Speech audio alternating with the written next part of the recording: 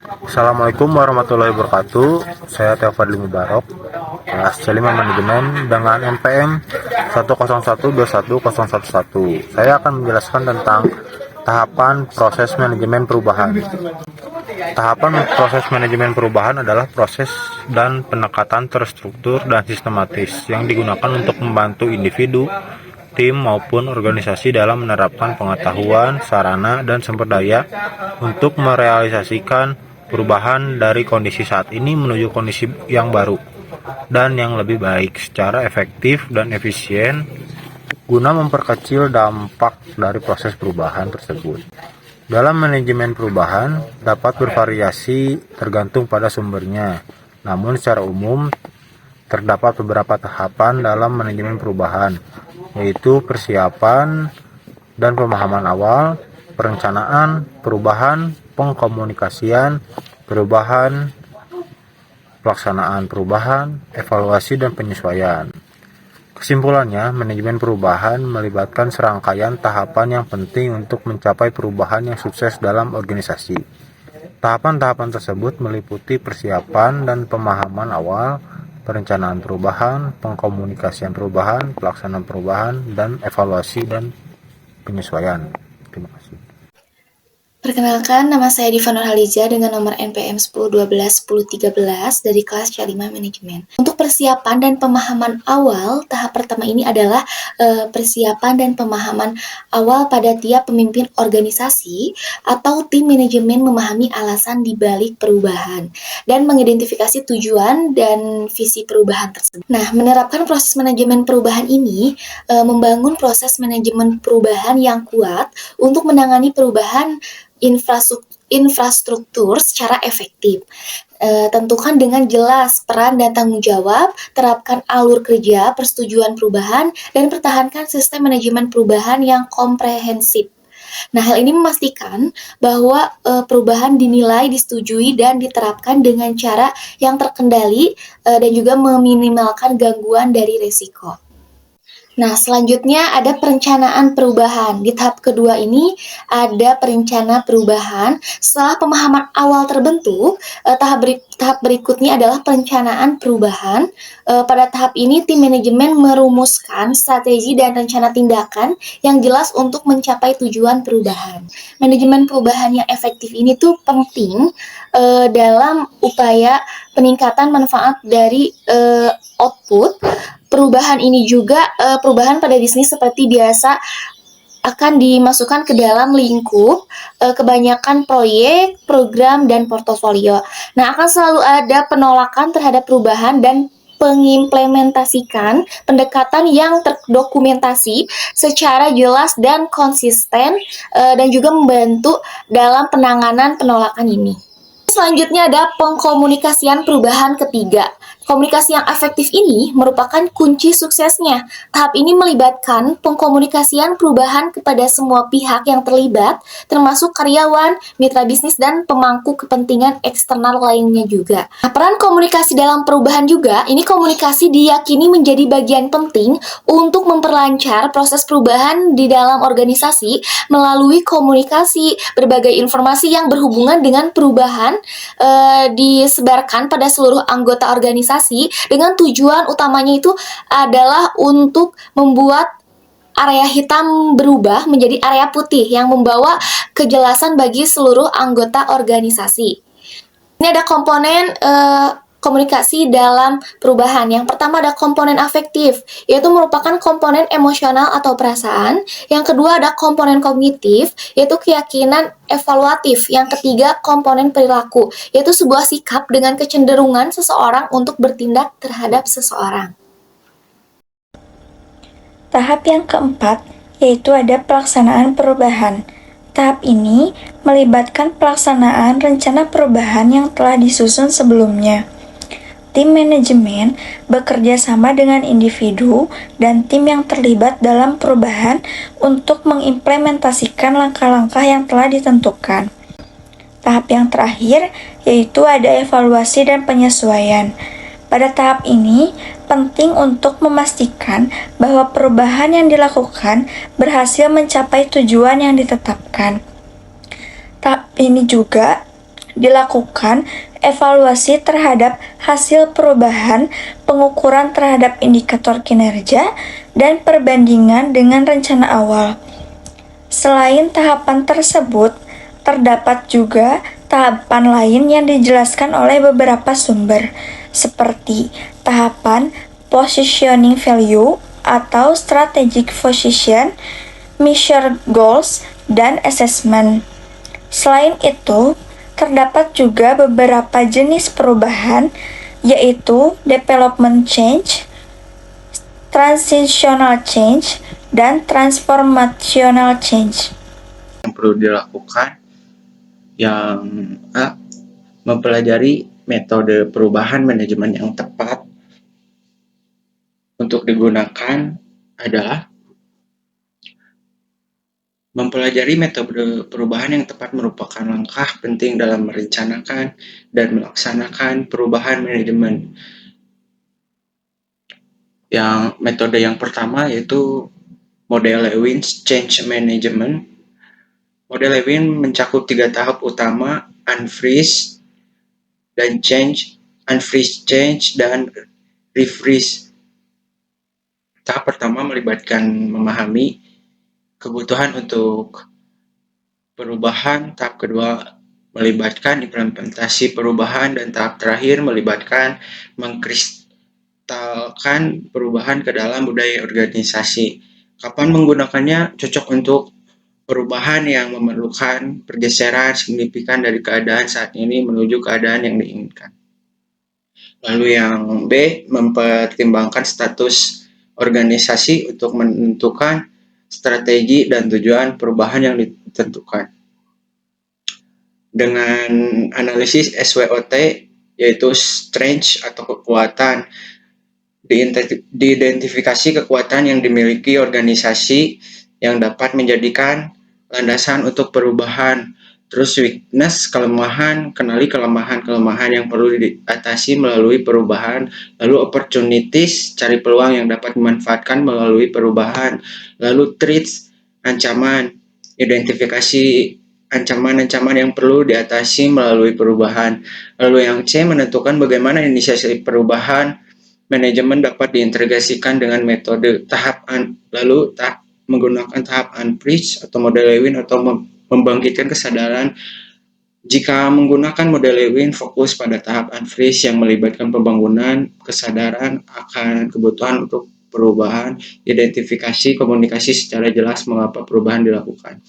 Lalu yang D, menentukan ruang lingkup perubahan dengan analisis SWOT.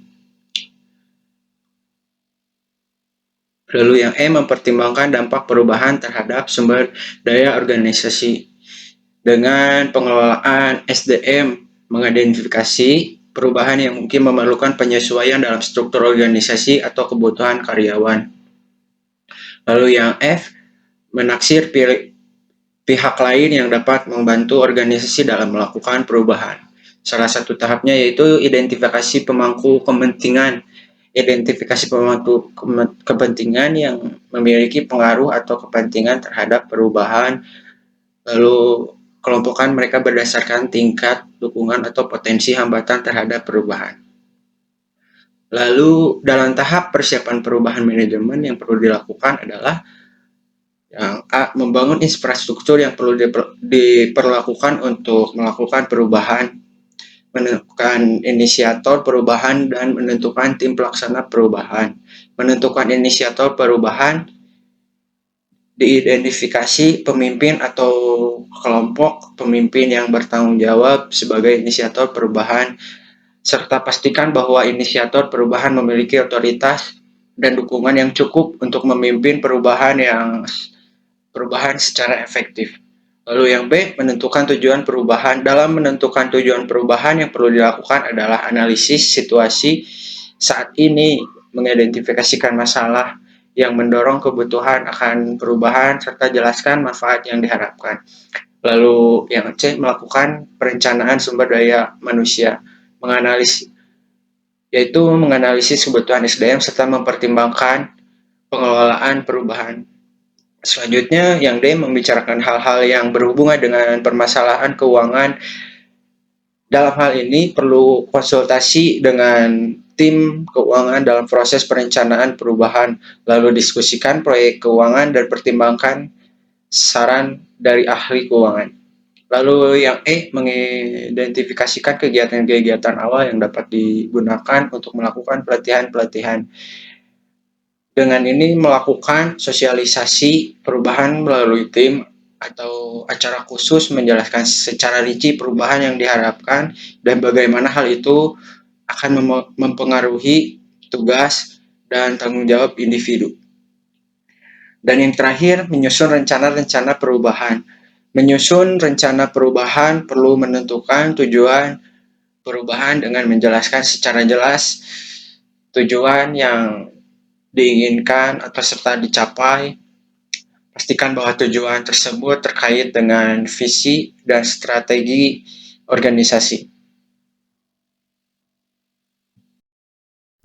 Nah, di sini sekarang saya akan menjelaskan tentang dalam tahap peluncuran perubahan manajemen yang perlu dilakukan adalah yang pertama itu yang A, memberikan pelatihan kepada tim manajemen. Nah, memberikan pelatihan ini khususnya buat manajemen perusahaan adalah untuk mengembangkan dan berfokus pada pengembangan keterampilan dan pengalaman individu yang bertanggung jawab untuk memimpin dan mengelola orang lain di tempat kerja. Nah, lalu ada yang B. Yang B itu melaksanakan proyek-proyek pendahuluan. Nah, definisi membuat proyek-proyek pendahuluan ini adalah mencakup apa yang harus dilakukan, siapa yang akan terlibat dalam pengembangannya, kapan proyek tersebut akan dilaksanakan, dan bagaimana proses proyek tersebut akan dilaksanakan. Lalu yang C-nya adalah mendukung dan memantau kegiatan. Nah, yang C-nya ini mendukung itu seperti misalnya memberikan dana, lalu memantau kegiatannya itu seperti apa di lapangannya. Lalu yang D ada mengukur dan meninjau berbagai rencana. Nah, yang D ini itu adalah menggambarkan kinerja organisasi gitu sebagai bangunan 3 dimensi yang memiliki 5 bidang sisi gitu, yaitu dari sisi kekuasaan, stakeholder, strategis, proses, kapabilitas, dan kontribusi stakeholder. Lalu dalam tahap implementasi perubahan manajemen yang perlu dilakukan adalah yang pertama itu melaksanakan perubahan dengan mempertimbangkan kondisi yang ada. Yang B itu adalah mengkomunikasikan kegiatan-kegiatan yang telah berhasil dilaksanakan. Nah, lalu yang C, meninjau kembali tujuan organisasi, serta D itu mengukur, meninjau, dan mengontrol berbagai kegiatan. Dalam tahap melanjutkan implementasi perubahan yang perlu dilakukan adalah yang A itu melakukan penilaian berbagai kegiatan. Yang B, mengukur, meninjau, dan mengontrol berbagai kegiatan, entah itu di lapangan maupun kegiatan yang ada di organisasinya tersebut. Lalu yang selanjutnya tetap fokus pada kepuasan konsumen. Jadi kita tuh harus fokus gitu pada terhadap kepuasan konsumen, karena yang menentukan itu konsumen gitu. Lalu yang D itu ada melakukan pelatihan kepada para karyawan agar mereka memahami tujuan perubahan. Ini juga sangat penting untuk mengembangkan skill dan kemampuan para karyawan-karyawan yang ada di perusahaan tersebut.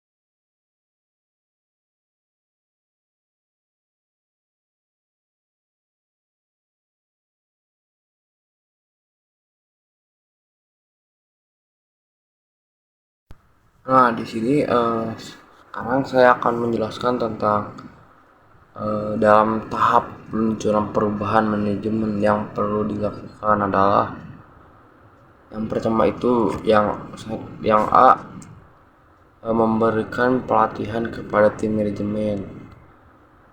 Nah, memberikan pelatihan ini khususnya buat manajemen perusahaan adalah untuk mengembangkan dan berfokus pada pengembangan keterampilan dan pengalaman individu yang bertanggung jawab untuk memimpin dan mengelola orang lain di tempat kerja. Nah, lalu ada yang B. Yang B itu melaksanakan proyek-proyek pendahuluan. Nah, definisi membuat proyek-proyek pendahuluan ini adalah